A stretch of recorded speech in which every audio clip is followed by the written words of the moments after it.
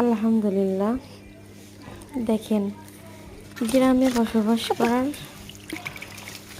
মজাই আলাদা। কত দেশি মাছ,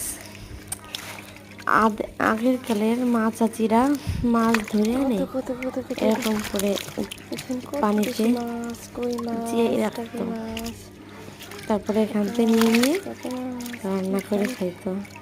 আর এখন তো ফ্রিজ হয়েছে, আমরা সব মাছ কেটে ফ্রিজে পরিষ্কার করে রাখি।